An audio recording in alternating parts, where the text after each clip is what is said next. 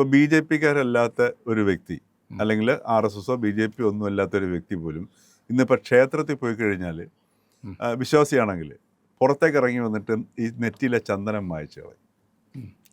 കാര്യം ചന്ദനക്കുറി ഇട്ട് കഴിഞ്ഞാൽ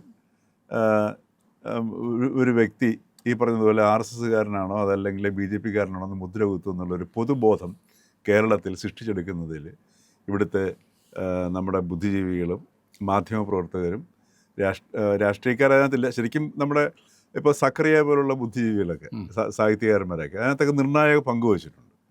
അപ്പോൾ അതൊക്കെ എന്താ സക്കറിയയ്ക്കും അറിയില്ല എന്താണ് മതം എന്ന് വെച്ചാൽ അറിയില്ല. ഇപ്പോൾ ഇന്ത്യൻ ഒരു ഒരു ഒരു പിന്നെ കാഴ്ചപ്പാടിൽ എന്താണ് മതം എന്നുള്ളതിനെക്കുറിച്ച് വ്യക്തമായൊരു ക്ലാരിറ്റി ഇല്ല എന്നുണ്ടെങ്കിൽ മതത്തെക്കുറിച്ച് നമുക്ക് ചർച്ച ചെയ്യാൻ ബുദ്ധിമുട്ടുണ്ട്. കാര്യം അത് പാശ്ചാത്യ മത മാതൃകയുടെ അടിസ്ഥാനത്തിൽ ചർച്ച ചെയ്യേണ്ടി വരും. ശശി തരൂരിന് ആ കോൺഫ്ലിക്റ്റ് ഇല്ല. അതുകൊണ്ടാണ് അദ്ദേഹം പറഞ്ഞത് ഇതൊരു കേരളത്തിൻ്റെ സാംസ്കാരികമായി ഉറങ്ങിക്കിടന്ന ഒന്നിനെ അതിമനോഹരമായിട്ട് ഉണർത്തിയെടുത്ത് വേറൊരു ഭാവത്തിലേക്ക് കൊണ്ടുവന്നെന്നാണ് പറഞ്ഞത്. അതായത് പണ്ട് മാമാങ്കം എന്ന് കേൾക്കുമ്പം നമുക്കവിടെ ചോരയുടെ മണിക്കിണർ ഓർമ്മ വരും, ചോരയുടെ പുഴ ഓർമ്മ വരുമായിരുന്നു.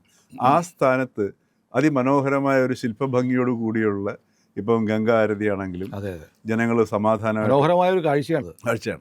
രണ്ടാമത്തെ കാര്യം, ഏറ്റവും പ്രധാനമായിട്ട് ഇതിനകത്ത് ഞാൻ മനസ്സിലാക്കുന്ന കാര്യം, ഈ കഴിഞ്ഞ 19 ദിവസം കൊണ്ട് കുറഞ്ഞത് തിരുനാവായ ഉള്ള മുസ്ലിം സഹോദരങ്ങളുടെ കീശയിലേക്ക് ഒരു 20 കോടി റുപ്യയെങ്കിലും മിനിമം വീണിട്ടുണ്ടാവും.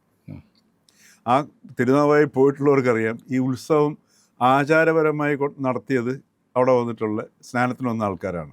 പക്ഷേ ഇത് ആഘോഷമാക്കി മാറ്റിയത് അവിടുത്തെ മുസ്ലിങ്ങളാണ്.